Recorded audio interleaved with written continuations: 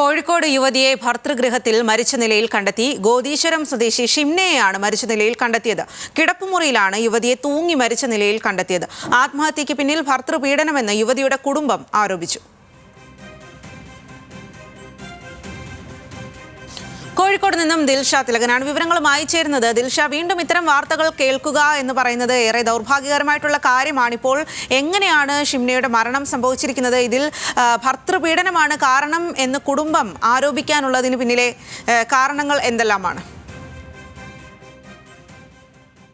തീർച്ചയായിട്ടും സ്വാതി, വീണ്ടും ഇത്തരത്തിലുള്ള വാർത്തകൾ പുറത്തു വന്നുകൊണ്ടിരിക്കുകയാണ്. ഇതിപ്പോൾ കോഴിക്കോട് മാറാടാണ് യുവതിയെ ഭർതൃഗൃഹത്തിൽ മരിച്ച നിലയിൽ കണ്ടെത്തിയത്.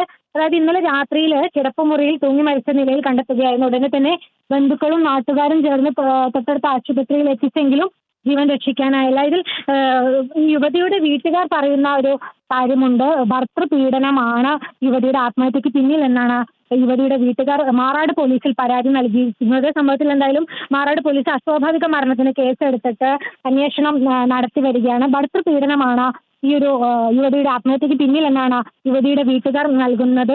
ഭർത്താവ് മദ്യപാനിയാണ്, മദ്യപിച്ച് വന്ന് നിരന്തരം ഉപദ്രവിക്കാറുണ്ട് എന്നാണ് വീട്ടുകാരിൽ നിന്നും പോലീസിന് ലഭിച്ച വിവരം. എന്തായാലും ഈ ഒരു സംഭവത്തിൽ പോലീസ് അന്വേഷണം പുരോഗമിക്കുകയാണ്. സ്വാതി,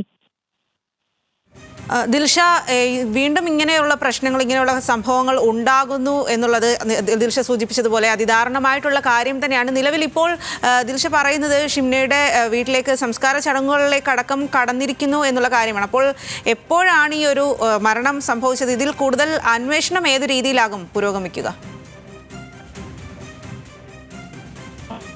മൃതദേഹമുള്ളത് കോഴിക്കോട് മെഡിക്കൽ കോളേജ് ആശുപത്രിയിലാണ്. പോസ്റ്റ്മോർട്ടം നടപടികൾ കഴിഞ്ഞു എന്നാണ് നമുക്ക് ലഭിക്കുന്ന വിവരം.